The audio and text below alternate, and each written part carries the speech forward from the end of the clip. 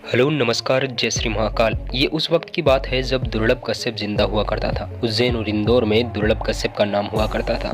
ये नाम इसलिए था क्योंकि उस समय दुर्लभ कश्यप लगातार वारदातों को अंजाम देता जा रहा था और दूसरी तरफ दुर्लभ कश्यप का नाम फेसबुक पर भी चर्चा में था, क्योंकि वो फेसबुक पर पोस्ट करता था कि कैसा भी कोई भी अपराध हो हमसे संपर्क कीजिए। दुर्लभ कश्यप की गैंग लगातार अपराधों से घिरी हुई थी। दुर्लभ कश्यप का उस समय तत्कालीन एसपी सचिन अतुलकर ने रैली भी निकाली थी, जिसमें दुर्लभ कश्यप को पकड़कर जेल में भी डाल दिया गया था, लेकिन कुछ ही समय बाद दुर्लभ कश्यप वापस आ गया था।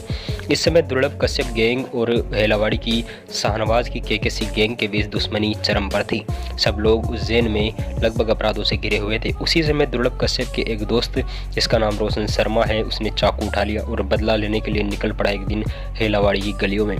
दुर्लभ कश्यप के सामने वाली गैंग के किसी गैंग के ही एक बंदे को मारने के लिए, जिसका नाम था शाहरुख अंडा, चाकू लेकर शाहरुख अंडा की तरफ दौड़ा और दौड़ने पर शाहरुख अंडा को 34 चाकुओं से वार कर दिया। देखते ही देखते दुर्लभ कश्यप गैंग का नाम वापस से छा गया।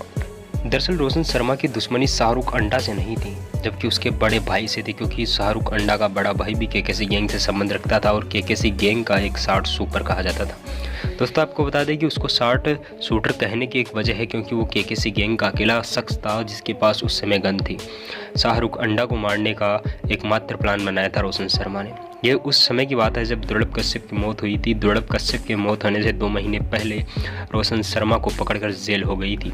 रोशन शर्मा पर धारा 307 लग चुकी थी। रोशन शर्मा अब जेल जा चुका था, लेकिन कहते हैं जो रोशन शर्मा ने किया था उसका तो दुर्लभ कश्यप को भुगतना पड़ा। देखते ही देखते रात के 2 बजे दुर्लभ कश्यप हेलावाड़ी इलाके में चाय की दुकान पर सिगरेट पीने गया था और वहां दुर्लभ कश्यप और उसके दोस्तों की झड़प हो गई थी। इधर शाहरुख अंडा भी ठीक होकर हॉस्पिटल से बाहर आ चुका था और केकेसी गैंग को अब सिर्फ एक ही शख्स नजर आ रहा था और वो था दुर्लभ गैंग से बदला लेना।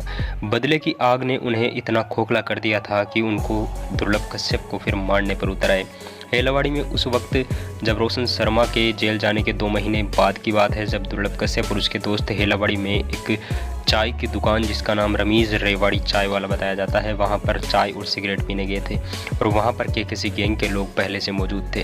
कुछ लोग कहते हैं कि चाय वाले ने ही केकेसी गैंग वालों को फ़ोन करके बुलाया था, क्योंकि वो हेलावाड़ी इलाका था और वो इलाका केकेसी गैंग के अंडर में आता था।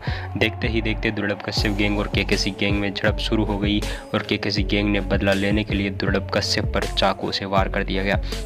बताया जाता है कि दुर्लभ कश्यप पर भी कम से कम 40 चाकू मारे गए और मौके पर ही दुर्लभ कश्यप की मौत हो गई। दुर्लभ कश्यप के 8 दोस्त जो उसके साथ थे वो उसे छोड़कर भाग गए थे।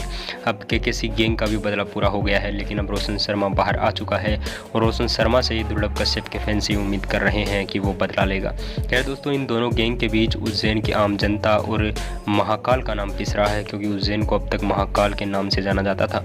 उज्जैन में लगातार हो रहे गैंगवारों पर आपकी क्या राय है, कमेंट सेक्शन में लिखना ना भूले। और रोशन शर्मा के बारे में जानकर आपको क्या लगा? क्या रोशन शर्मा वापस से बदला लेगा? हमारा उद्देश्य किसी भी अपराध को बढ़ावा देना नहीं है, बल्कि आप लोगों तक सिर्फ और सिर्फ खबरें पहुंचाना है। मिलता हूं नेक्स्ट वीडियो में, तब तक के लिए थैंक यू। जय हिंद, जय भारत।